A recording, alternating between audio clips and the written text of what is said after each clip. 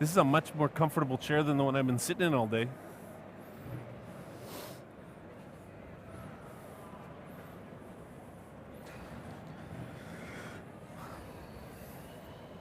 You good? I'm getting accustomed to the seat. Perfect. Perfect.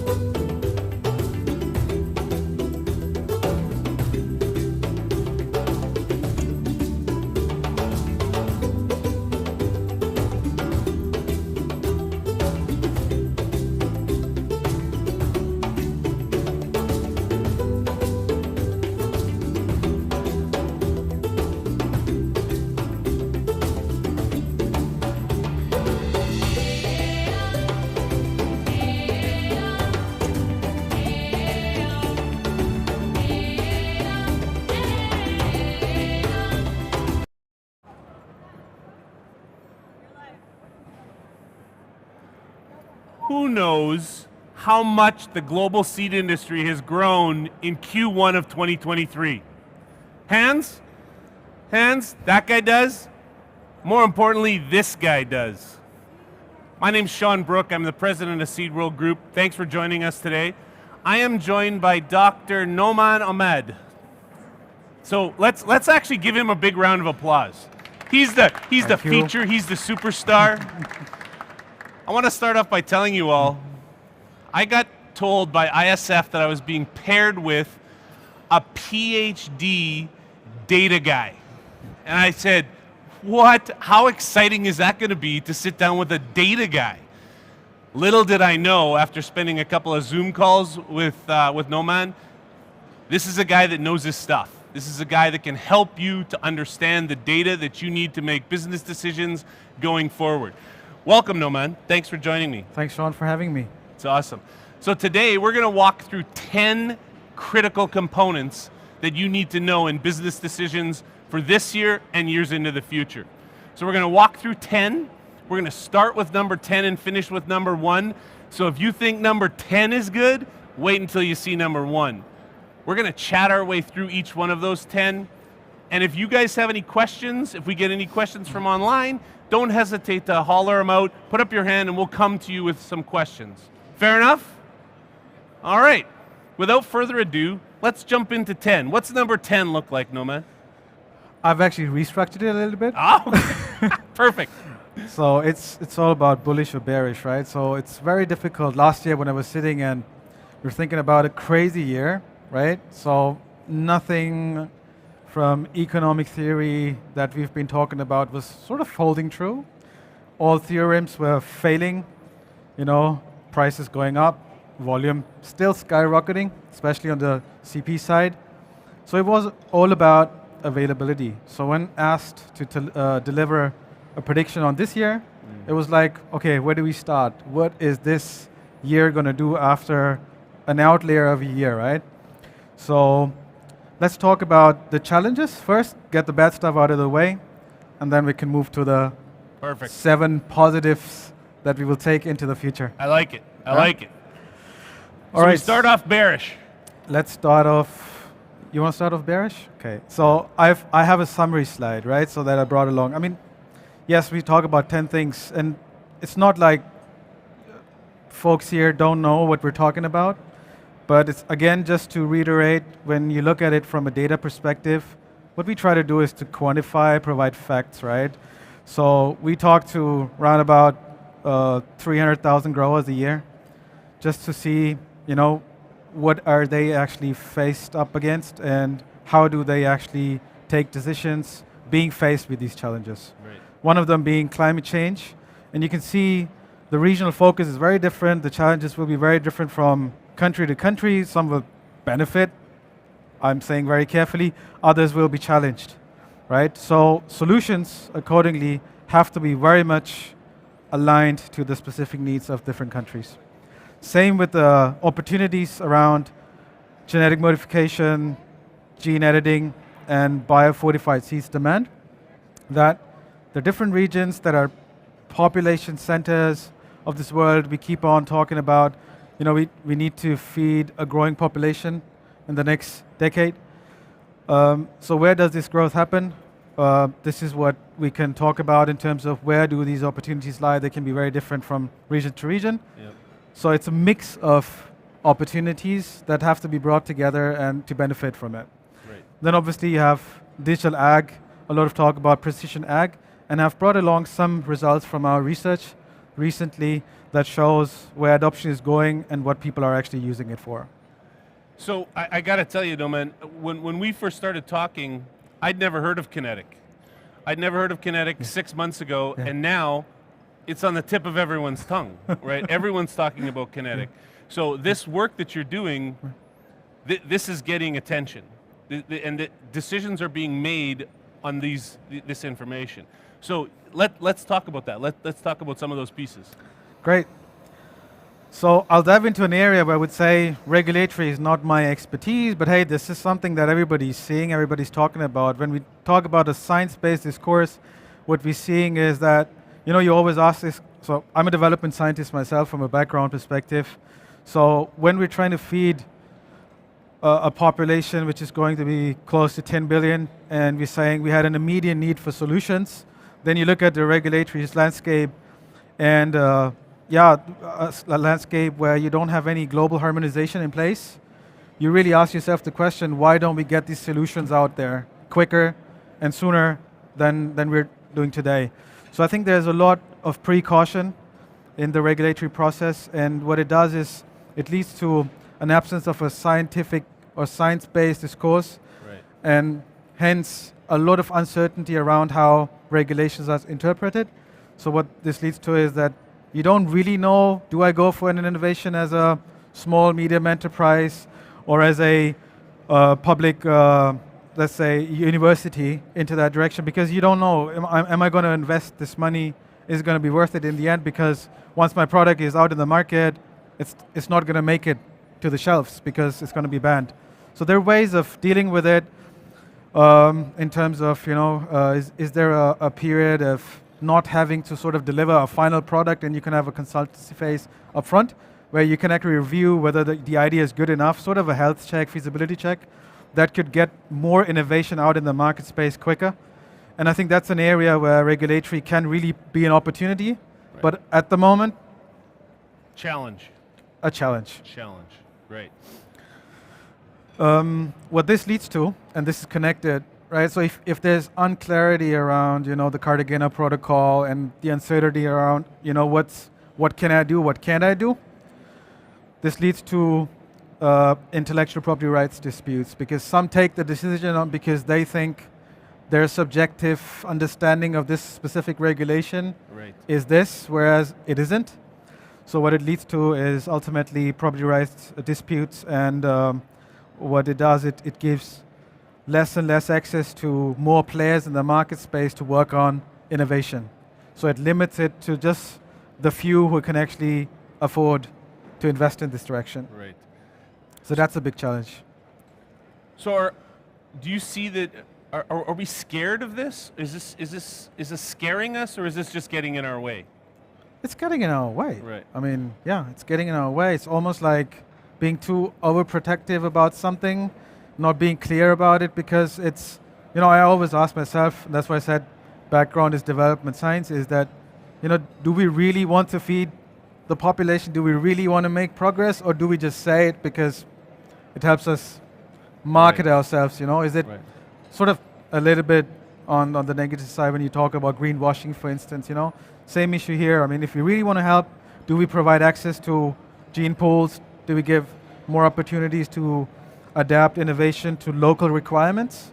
So that's an area where I think we need to come together as an industry, as well as from a regulatory perspective, bring people together and just make it easier to bring innovation to market. Well said.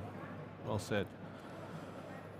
Yeah, just to sum up on that, I mean, if we just continue, you start with regulatory, bearish, then it gets to intellectual property rights, disputes, then you move to environmental concerns. And this is, are these really environmental concerns, or are they being driven by socio-political factors rather than a science-based discourse, yet again, right? So a lot of this is coming from advocacy groups who are actually then discouraging the innovation, That could actually solve immediate needs of humanity, right? So we need short-term solutions to very big challenges that we're seeing in the world right now. Whenever we talk about climate change, we talk about hunger, we talk about drought, and we talk about climate extremes. So we do have solutions, not like they're not out there, but do we make them accessible in regions where they're required most? Right. And this is where the environmental concerns seem to be building on these uncertainty, unclarity on the regulatory side. And if you look at research, and I brought some data along, is if you look at the subject matter expertise in that area, 76, and this is 10,000s of experts in that subject matter, saying 76% saying there's really no science-based risk to society. There's no economic risk, and there's no human health risk associated with it. So, question mark, where is this, pushback coming from? Right. Right. When we've got that resounding of evidence, and yet decisions are still being made in a different direction, right? Okay. Now I'm going to move to the sunny side of the sunny side. We like the sunny side. So as far as the sunny side is concerned, I mean, this is research we started in. Everybody was into that space, digital ag, transforming, precision ag. But apparently nobody was really making money with that, So why? We talked to growers about it, and this is based on a survey that we started conducting a tracker in 2019 in the US. And we have digital ag technology adoption rates of 93%, and they're growing. So when we say 93%, and we look into the area, what are people actually using it for, right? So it's standard applications like you would use in your car, NavSat, right? So it's GPS guidance systems for applications, it's yield monitors, and it's soil testing. These three areas are specifically, in the US example, an area where farmers are really making use of digital ag technologies. Now, if we see where is this information coming from, I mean, how do farmers actually make decisions ultimately to go for a certain technology? It's equipment and dealers that actually talk to them. So as the sales process starts on machinery, they actually recommend to buy packages that actually support them with their precision ag needs as well.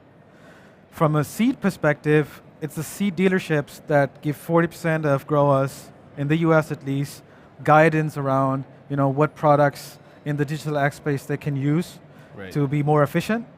And for the grower itself, the most important piece here is that it's easy to use, and then ultimately that it provides good value for the money. And are they seeing that? Are they seeing good value for the money? Yeah, I mean, we had adoption rate increases of 6% from one wave to the other. Trending up. Oh yeah, trending up. Trending up. Yeah. Right. Excellent. So it's there.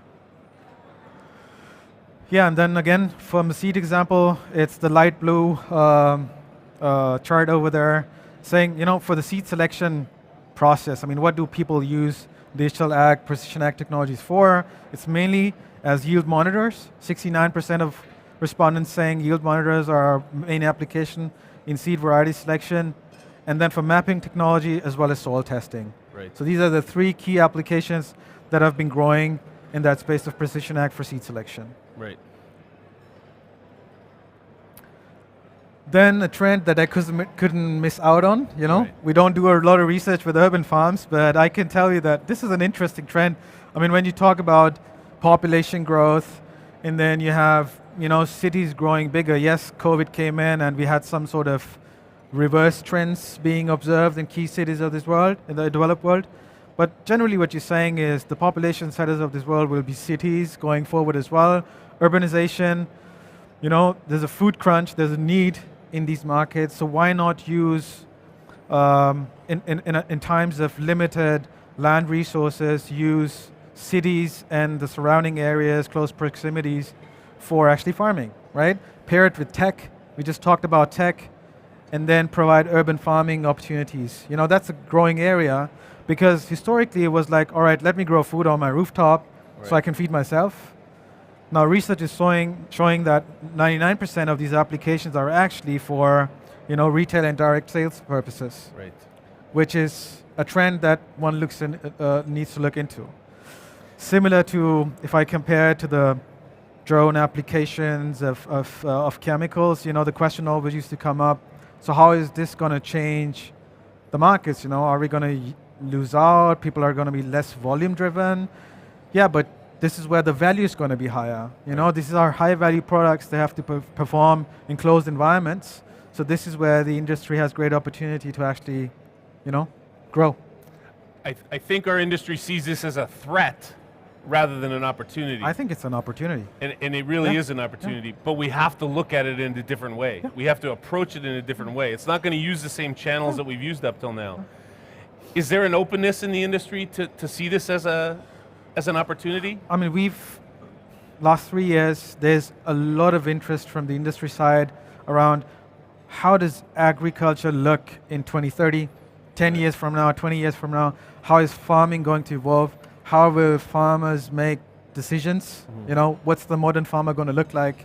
You know, we had these sessions on young farmers and everything, right? So very interesting to see.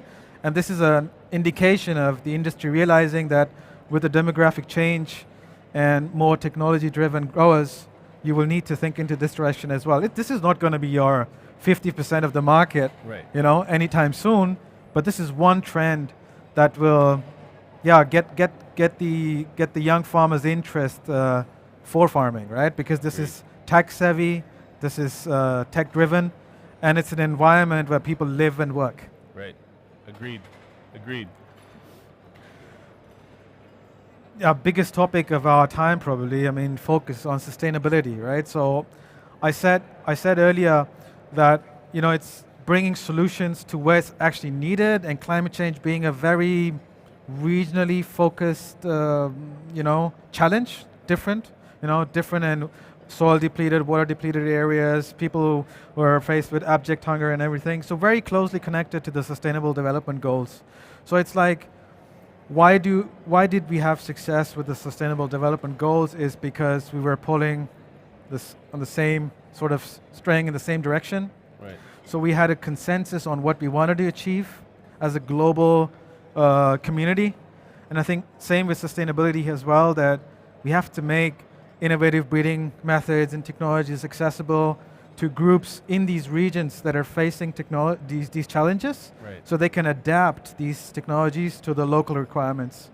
And that's an area where, with a cohesive approach and obviously going to this direction, pulling the same, let's say, pulling together regulatory harmonization between EU in particular and the United States, we can actually get to a point where we will see this bearing fruits, you know? So there isn't a boardroom of any of these companies that are here that isn't saying this S word a lot. Yeah. There's confusion about what it actually means. Yeah. Right? It gets distilled down into a number of different bundles, and it depends on whose boardroom you're in of how the word sustainability is going to be executed. In your research, is there any clarity or distinction that you can offer around what are people specifically working on when they're talking about sustainability? Yeah, so very good question. I mean, Kynetec built up their sustainability portfolio just 3-4 years ago because there's huge demand from the industry, right? So it's all about ESG 3-level reporting, Scope 3. But within Scope 3, you have once the products left your factory, you don't know what's going to happen to it, whereas you sustainably, how our farmers actually applying it, supply chains almost gets lost in that because you don't have really an understanding of how growers or the end users actually dealing with your product and using it on ground. So we've built that, try to fill that gap with our sustainability offering at Kynetec, Right. ESG 3 levels reporting, so you can actually fill that gap. Today it's not mandatory, ESG 3, but the moment it gets mandatory and it's a requirement, we're expecting 2024 to be the case, Right. in Europe specifically.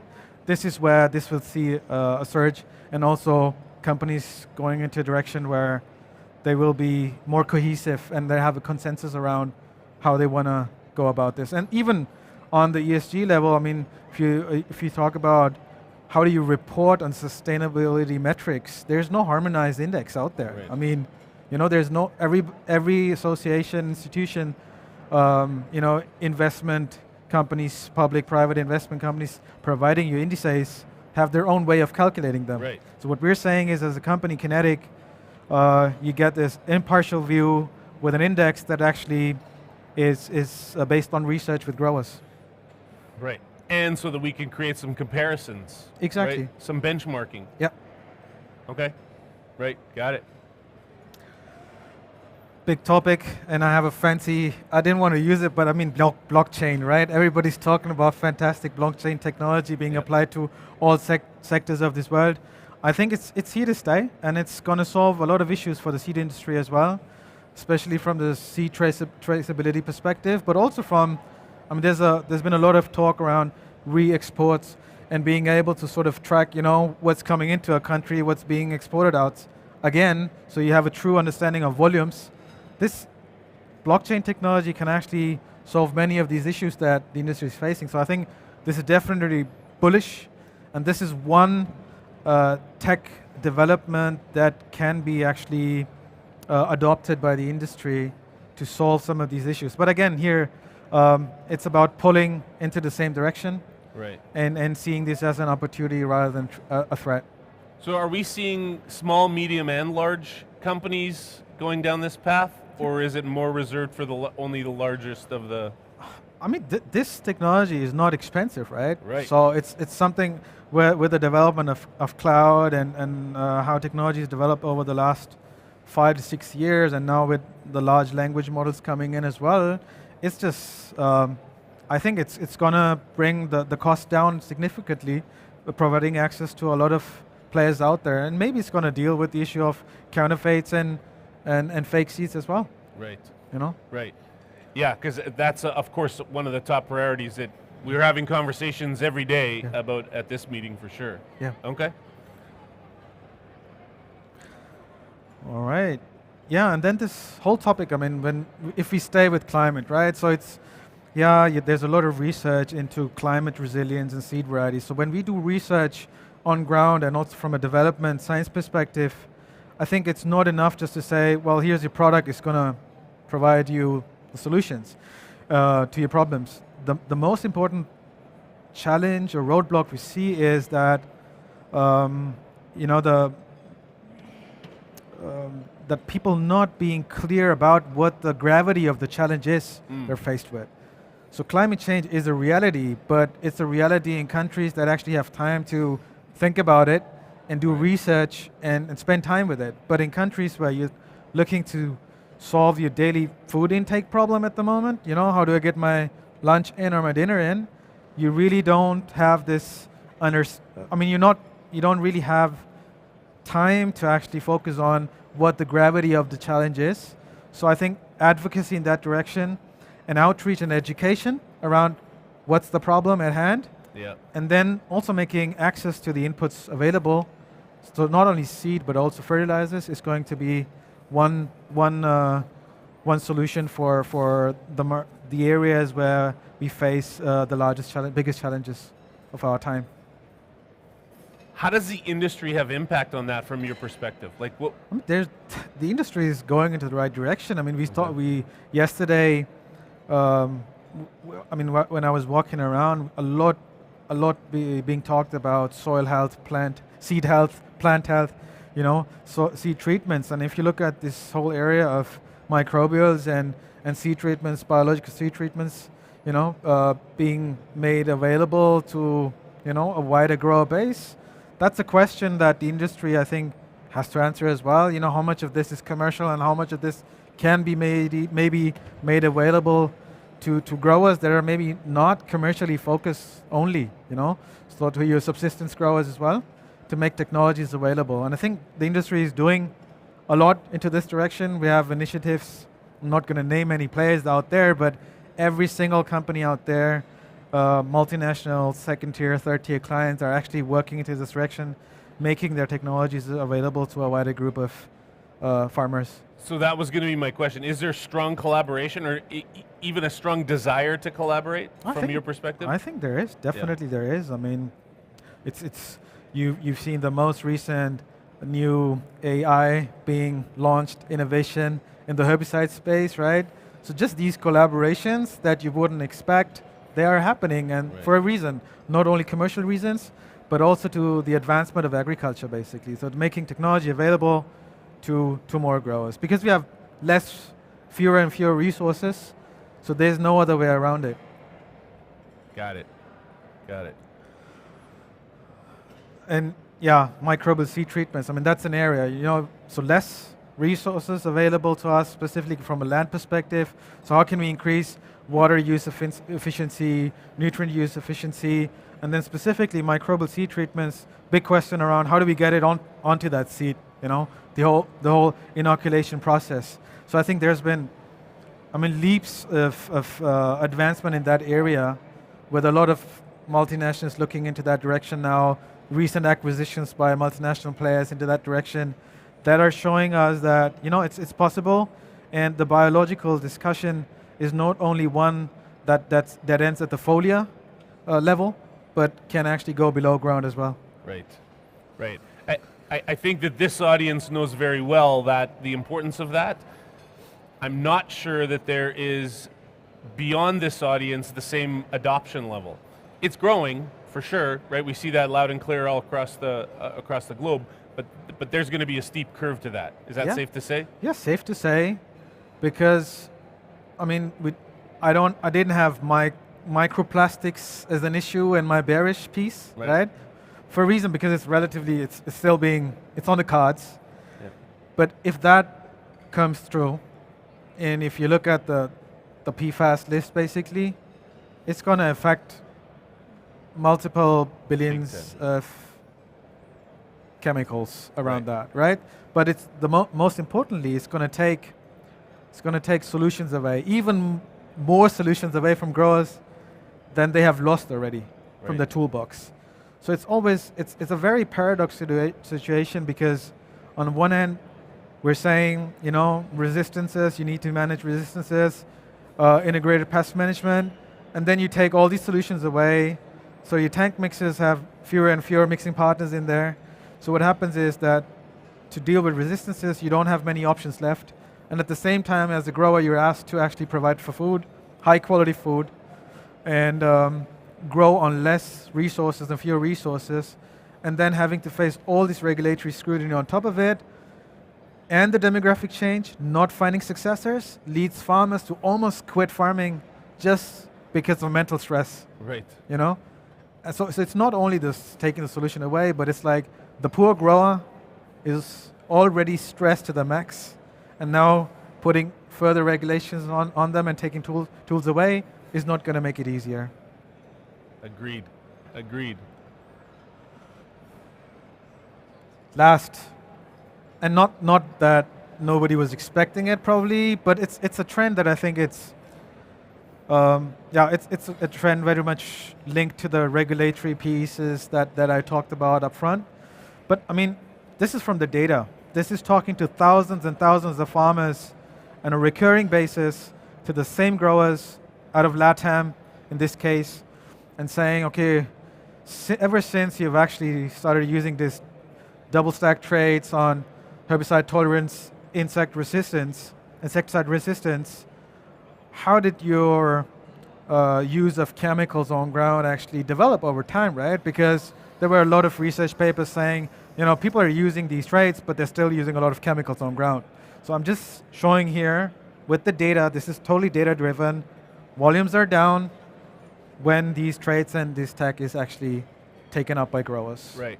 And that's a good sign, because it's not only from a perspective of putting less toxic chemicals on ground, but it's basically saying we're protecting soil because these tools work with no-till mechanisms, right? So zero-till, you can use these tools that are available to the growers. You can protect your topsoil, and here you go. It doesn't get more sustainable than this. Right. Agreed. So you've touched on this relationship between crop protection and seed. Yeah. It's been a forever discussion and a forever battle. Many of your customers are playing in both. Yes. How is this relationship or that dichotomy evolving, or how do you see it evolving? I mean, it's evolved into providing from single products to more a solution-based approach. Right. So it's like, so when we do our surveys with the growers, we basically survey them on their seed plantings and the choice of seed products, as well as the crop chemicals they're using on these products. So it's a very nice picture of seeing, okay, this variety, this chemical, not the same manufacturer, but hey, seems to work well, right? Yeah. So it allows you to bundle products that Yeah. work best. And it's almost moving into a prescription area, Right. where you're saying, I have the seed, I have the CP solution for it, as well as the digital solution to maximize the output from your investment. So it's moving from a mere product-based, product-by-product offering to a solution-based offering. That's what we're seeing. Does any of these slides generate any questions for you all? As I think that much of this is spinning in every, as I said, in every boardroom that's happening across the world. Does that generate any questions? Any pieces that are, you got him right here. This is the guy that's got his hands elbow deep in the data. We get to actually pin him down. Any questions come to mind? He's done a great job of explaining them, so I think we're good. Do you want to jump into the next piece here? Yeah. So this is 10, right? So obviously I'm spending more time on 10. Yep. So this is evidence-based. So I'm not throwing out, I think it's great, but what we're seeing here is, so this is by trade. You're seeing Intacta, Runnerberry 2, traits, Runnerberry 1, and you're seeing how double-stacked, triple-stacked traits have evolved over time, and what's worked for growers and what hasn't, and that it's massively benefited them from a cost of goods and from a gross margin perspective as well, right? So it's a significant investment from a seed perspective, but you're saving a lot from the volume side on the chemicals. So what it is, it's yield stability, yield increase, plus a sustainable way of doing agriculture, and evidence-based by trade. And this is what I just wanted to show with a couple of examples by crop. So this, if we just stay with soybeans, I'm not going to name all these traits simply for the reason that we work with all clients, but hey, you can see for yourself where growth is happening. But it's basically showing you that these are not transient trends. Right. These are developments that are here to stay, and it's about time for regulators to seriously consider these options that are available on a larger scale globally, and keep adding. And I think this is the important thing I wanted to make. These are important row crops, obviously, commercially important, but we need to keep on adding, from a research perspective, more and more crops, also from the specialty and vegetable segment in that space, which makes farmers' life easier. Right. And when it comes to genome editing, for instance, I think what I forgot to say is, you can look at this whole topic of carbon sequestration and plants being able to bind carbon better. So if you look at the root systems, if you can just, make these roots grow longer and deeper, you actually have an opportunity to bind more carbon in these plants before they're harvested. So what it gives you the opportunity is to actually, also cater for climate change impacts, right? All right. Not to spend too much time now on the rest of the slides, but just to say, it's just saying there's massive amounts of data that's available. So it's not only a qualitative discourse we're having here.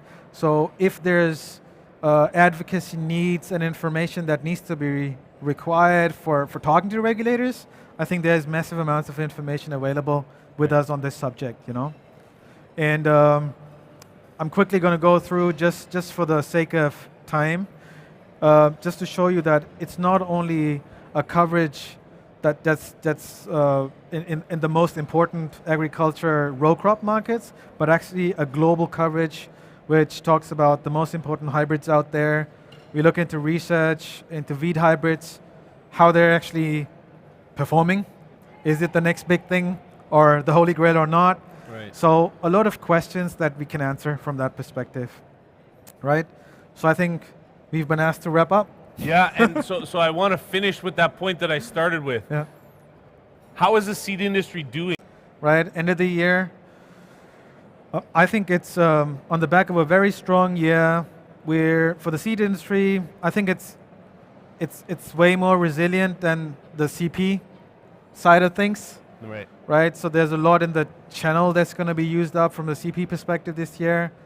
We've seen some currency headwinds in LATAM and out of Asia Pacific for the seed industry as well. But I still think if you look at how North America has performed in the first quarter, with those first results we're coming through, we're seeing that the price increases were able to actually compensate for the cost of goods. Right. So very positive on that side for as far as North America is concerned. Some Asian markets are concerned. Latin America, more bearish, I would say. Yeah. And Europe, rather flat. Right. So now if you do the maths, it's probably not going to be a shrinking market, but a flattish market, more or less this year, I think. Right. Yeah. Yeah. And that crystal ball is not always 100%. No. It's never 100%. Don't quote me on that. Right. And then, yeah, I think what's also important, and just to your question, I brought along this slide, is when we talked to growers last year about, why did you pick a certain variety to grow on ground? The main feedback that we got was availability. No product, no agriculture. Right. Right? So give us a variety, it needs to be available. Right. So I think that's just on a nice ending note, make product available, right time, right place, right situation, and then it's gonna be bullish. Awesome. No, man, I appreciate your insights. I know you. Kynetec's got data galore. Don't hesitate to reach out to Nomad if you have any questions or if you need more access to data. They'll be happy to work with you. Thanks so again. much. I appreciate your time. Thank you. Thanks.